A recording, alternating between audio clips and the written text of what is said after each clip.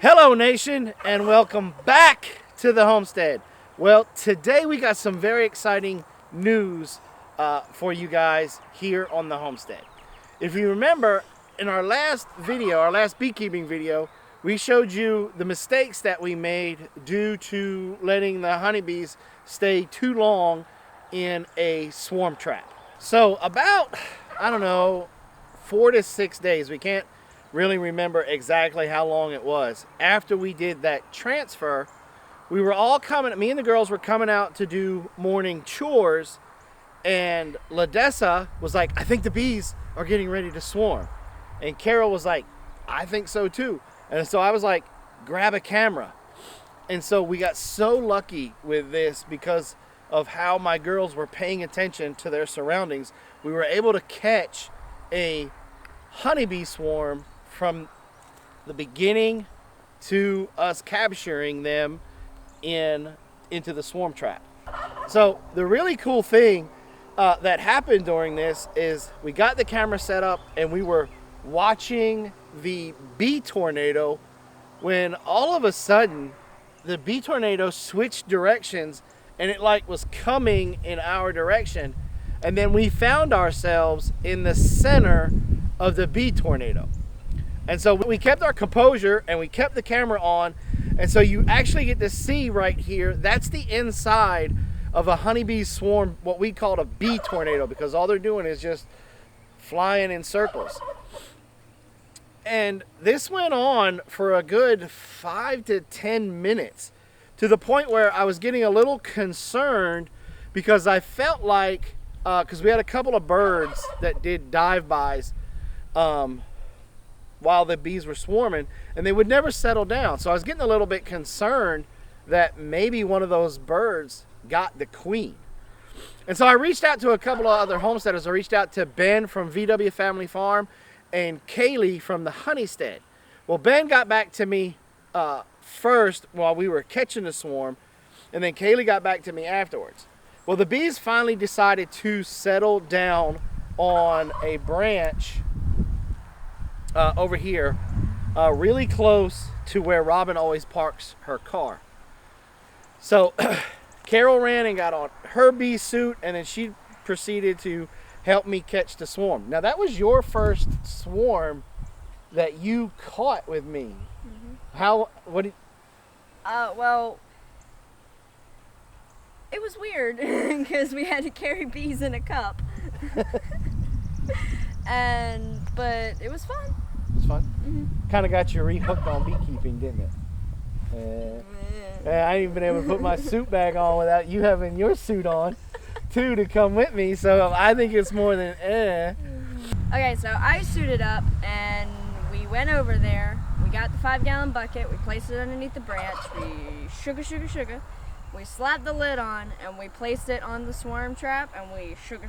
And so after we sugar them into the swarm trap, we real quick put the lid on, and Carol, quick thinking, she pulled out her phone and started recording and got some really good footage that you guys are looking at right now of the bees doing the march into the swarm trap, and then of them doing their butts in the air and fanning.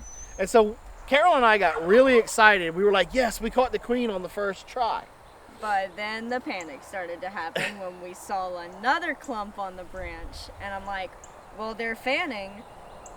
Why are they still on the branch? Yeah, and we couldn't figure that part out. So we went back there to the branch because it was like a volleyball size, maybe football, basketball. No, it wasn't basketball, but it was a small ball size. And so it just didn't make sense. So we went back there looking, and sure enough, we spotted a queen. And I'm like, Carol, we didn't get the queen. And so, quick thinking on LaDessa and Carol's part, they grabbed a coffee cup that had a lid on it. And so we went around chasing her on that branch for about 3 minutes, and finally got her in the cup and brought her back in there. And we put her in the swarm trap as well. But yet the bees were still sitting there fanning, and they were still marching in before we did that. It was really had us scratching our head. But about that time, after we got done doing that and trying to figure it out, Kaylee from the Homestead answered my message, and her and I got to chatting, and unbeknownst to me, that when a bee colony swarms, sometimes they always swarm with multiple queens. Sometimes it's 2, sometimes it's 4. And she said it's just in case something like I was afraid of happened. A bird got the queen on the way to the new hive location. She died. Something had happened. She just wasn't producing enough eggs. That they had a backup. Basically, they're preppers. The honeybees had a backup to their backup. And so that was really cool to learn. So fast forward, we let those bees stay in that swarm trap overnight. Then we moved them over here inside the swarm trap. I love this me talk. Well, really, you moved them. Yeah. Because you wanted to do it, and you closed them into the swarm trap, and then you carried them over here.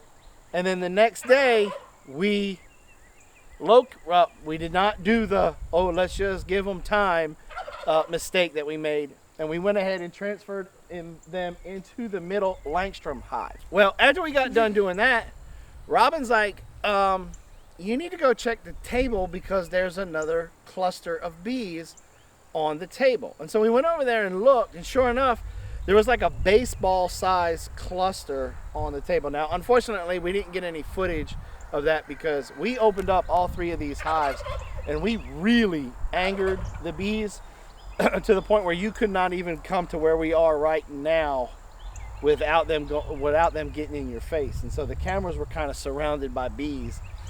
So we had to we had to play rock, paper, scissors who was going to get it. And so we had to let them calm down. I said, you know what, I'm going to try something. And we went and I put this swarm trap back on that table, and sure enough, the bees just went right in.